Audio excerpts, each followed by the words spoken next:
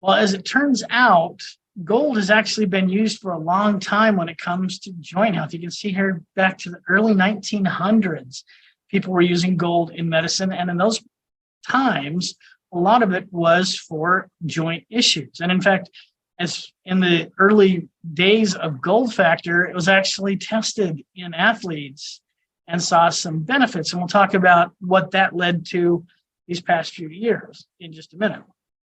But it's been around as a treatment for rheumatoid arthritis for several decades now. Again, made a different way, and it had some safety concerns with it. And so that's why it's always been as a prescription medication, because of the way it was made and other factors in the way that it was provided. But the history is there for joint effects. And so we wanted to do this on our product as well. And so we actually tasked a researcher who had utilized the Gold Factor product in its early days and have him repeat basically the study he did then in a little bit more controlled and documented environment, and something that we could then use as part of our stuff for Gold Factor. So every study has a series of what they call inclusion and exclusion criteria. So the things that'll get you into the study and the things that'll kick you out of the study. Inclusion here, obviously we wanted to have this with adults, as the product is labeled for use by adults.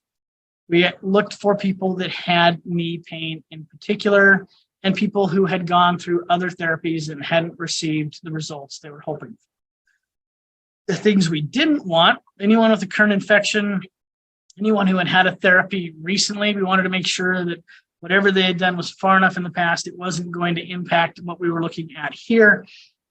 Obviously, we don't want to work with pregnant and lactating women. That's a special group. It requires all sorts of different permissions and safety checks and stuff.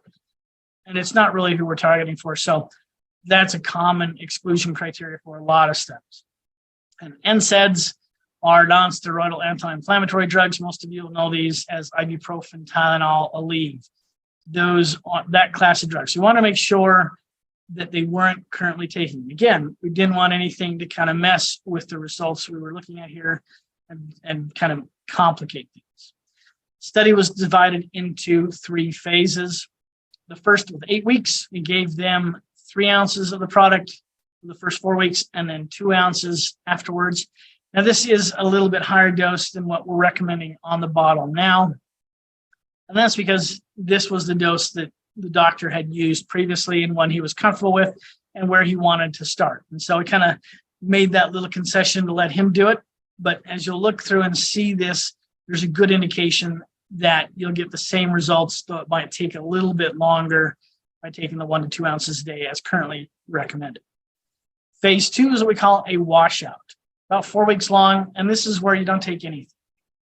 So whether you're in group 1 or group 2, you're not taking any products at all, and then we're going to switch things over. Normally, this is what I call a crossover design study, because whatever group you were in phase 1, you'll be the opposite group in phase 2. However, we kind of switched things up here because we wanted to look at what's the long-term effect dosing here. So phase 3, everybody got the product. Where in phase 1, half the group got Gold Factor, half got nothing. In phase 3, both groups got Gold Factor, have the same dosing regimen as in phase 1. So this was a way for us, to kind of look at what happens if you get it for just a short time, what happens if you get it for long. Is there kind of this carryover, lingering effect?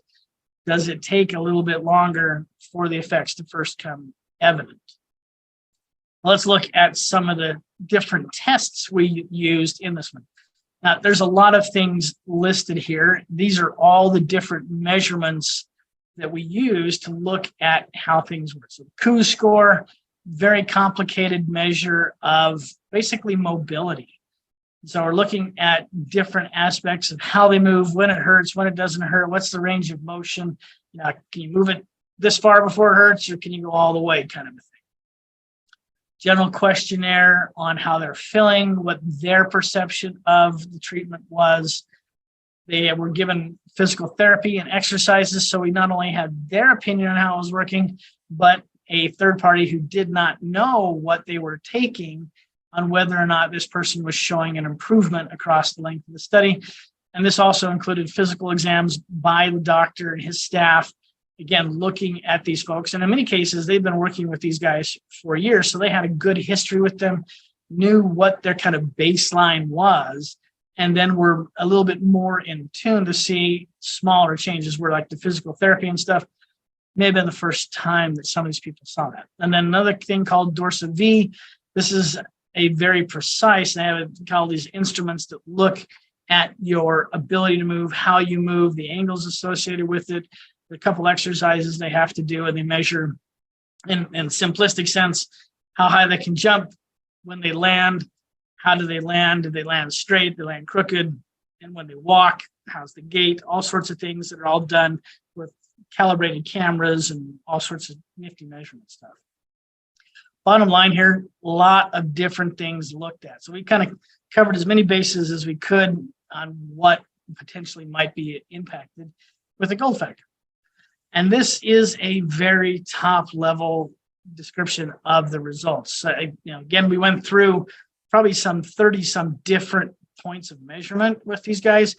This is 5 of those kind of summarized.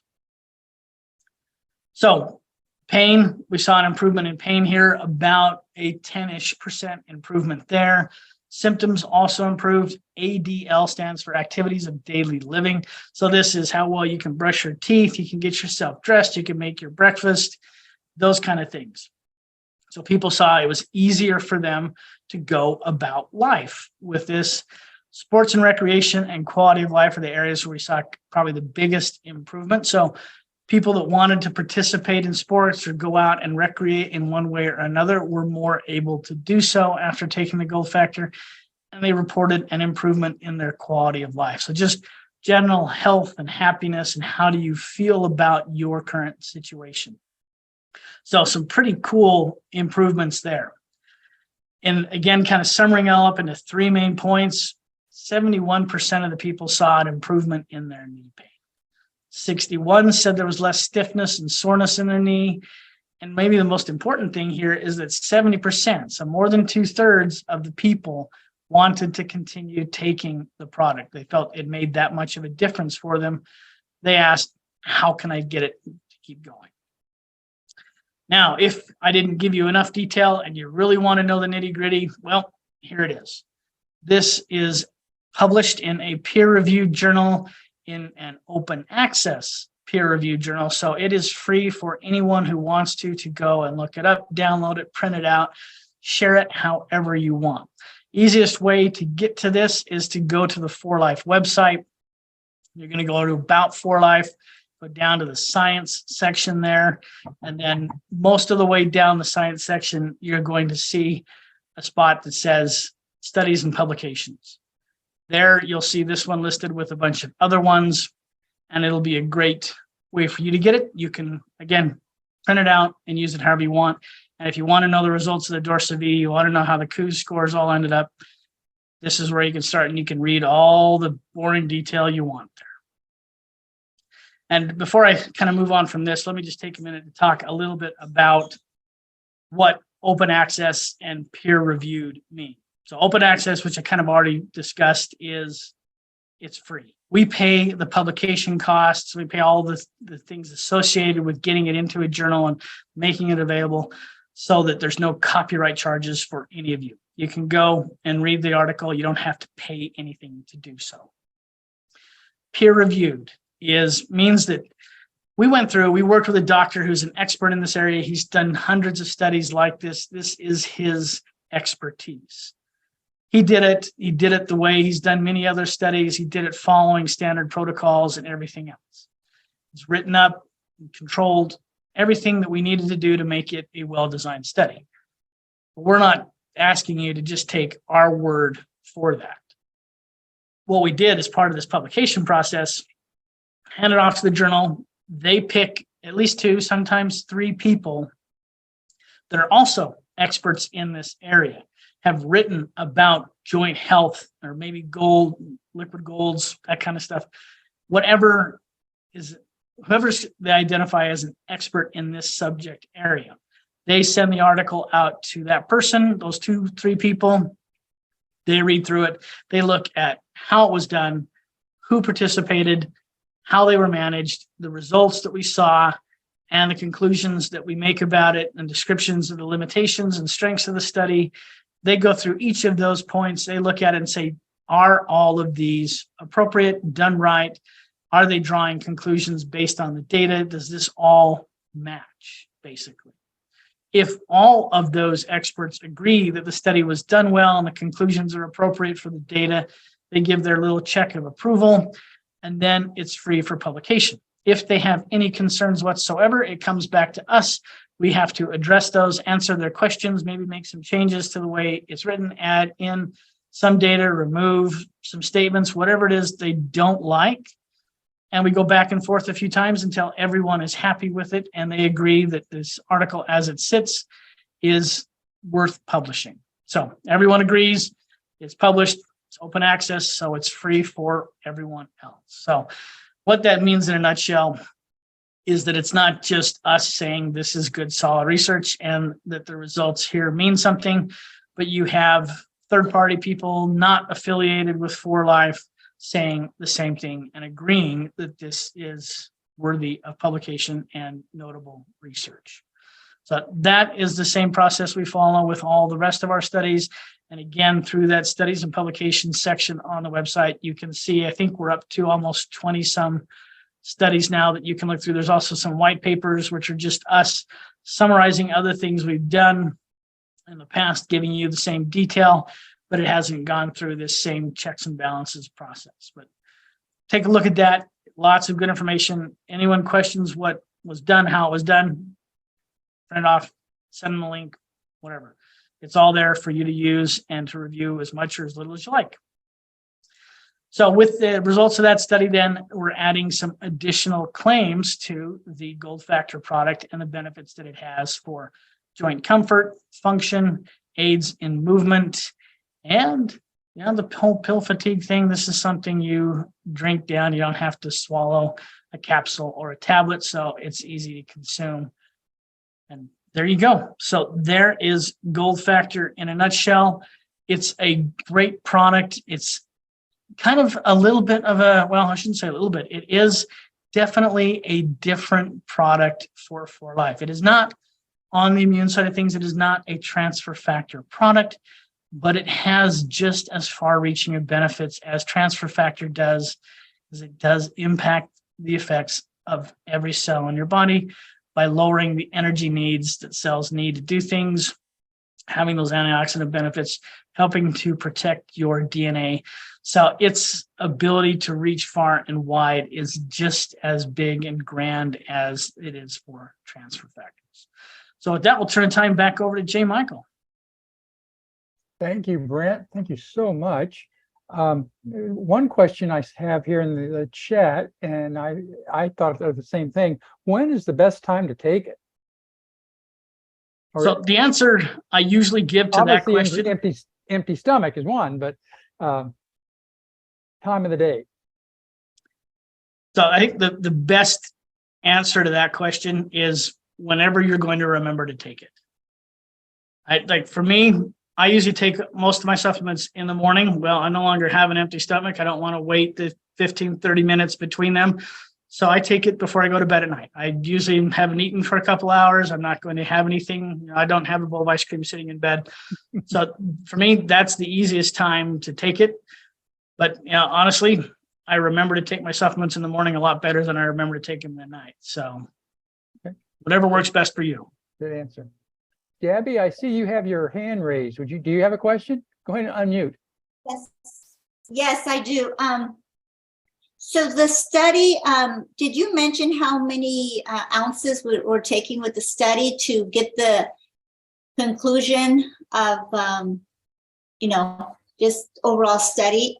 Because I know we take 2 ounces a day, but how many ounces were taken for the study to get the results they got? The study was a little bit higher than that. They started off for the first 4 weeks at 4 ounces a day, and then they went down to 3 ounces. So why do they go down 3 ounces? this kind of is, we had a little bit of back and forth with the researcher when we did this one. And when he first looked at Gold Factor like 6-7 years ago, this was the dose that he used back then. That's where he saw the results early on. And so he wanted to go with what he knew. And so, we had established the 2 ounce based on other research, and we felt that that was good. But that's what he wanted to do. He was the expert in it. We didn't see any reason to kind of fight with him on that. So he wanted to start off with 4 with the theory. And I think it's well supported in the research here that the gold does accumulate in the body to a point. And so for the first 4 weeks, you kind of call it a loading dose. It gets the body levels up there, and then you don't need as much to maintain those levels. Because again, really, the gold is only lost as it becomes dirty, as the surface gets fouled and it's no longer capable of participating in reactions. That's when, at least our current understanding, that it's removed from the body. So it does kind of build up, and then you don't need as much to maintain those levels going forward. And as I kind of mentioned, there's still good evidence that at 2 a day, you can still reach those same, 2 ounces a day, you can still reach those same levels. It just might take a few more weeks. And it kind of what we're getting back and feedback from the field is most people within the first month are still seeing those benefits. So we went with 4 ounces because that's what he was comfortable with. That's what he had done in the past. I'm not convinced that's necessary. Certainly can, but the 2 ounces from what we've gotten back so far seems to be providing the same benefit within the same time frame. So. Okay, great. Now I have another question real quick. Can I put it in my aqua toner when it's half full? So have you done any studies on skin, like just the surface of the skin? We have not. We looked at doing that. It's unknown at this point how much of the gold will penetrate through the skin. The other aspect we have, as I kind of mentioned, when you mix it with other chemicals and other things we need to do to make a stable skin product, it's hard to maintain that delicate suspension. And so a lot of times as you do that within a couple hours, sometimes a couple days, the gold has come out of solution, and at that point, it's not going to have any benefit. So it's an area we've looked at. We're still kind of toying with it, but it's not a simple fix right now. I see. Okay, thank you. Thank you. Another question here, Dan, from Dan, Dr. Brent, is how long does it last in your body? You kind of implied that when answering Gabby's question, but review that real quickly again. How long does it last in our body? So we don't know for sure how long it lasts. It does appear to be a number of weeks. In looking at some of the stuff, like we did with the study, there was a 4-week washout. So that's kind of what we've established right now as where most of what you've taken is lost. So it takes about 4 weeks to get up to peak levels. It takes about 4 weeks to lose it all. Okay, so as long as you continue taking it every day, you're okay. It just keeps rotating through. That makes total sense. Any other questions, or anybody have a comment to make? Dave, you want to comment on anything Dr. Prince said? I know, Dave, you really have been a pro advocate for this product, and you've mentioned it in some of the other talks you've done. But yeah, I love gold. I love Gold Factor so much. Not only do I take it, but I give it to this guy right here too. Yeah, he takes it every day. So he's an athlete dog. I mean, the guy he's very strong and energetic, and I don't want him to have any joint and knee issues as he gets older. But a question I do have, Dr. Vaughn, you know how they did that study on transfer factors as far as within 2 hours activating the immune system? Is there any type of research done on how quick these results or they take effect in the body upon consumption? All right, say that again for me. Okay, you know how we have the transfer factor study, which basically shows how within 2 hours it activates the immune system, right? Right. We have that transfer factor study. So is there any research on Gold Factor that shows that when you consume it, how quickly you start to see some, because you talked about synapses, of the neurons and so forth, in the brain. Are there any studies that show how long or how long it takes to see some of these results? So that's not something, well, in human trials, we've not looked at the time to effect other than kind of loosely with the joint study. And in that one, and keep in mind, you're looking here at a pretty large effect. To see a benefit in joint health is not something you typically see in hours. Right. So it's not the best type of study for that kind of question. But there were positive results as early as 2 weeks with some of these people. Okay. I think the best thing I can give you answer-wise on that one is some anecdotal stuff that we've received that some people will notice. And I think the most commonly reported thing that I've heard is that the first night after taking it, they tend to have more vivid dreams. So that's a potential indication that there's something happening. And in that sense, you're here looking at a couple hours. Now, it's not a major impact. It's not, life-changing type of effect, but yeah, so there's some indication that you might see some minor things within a couple hours.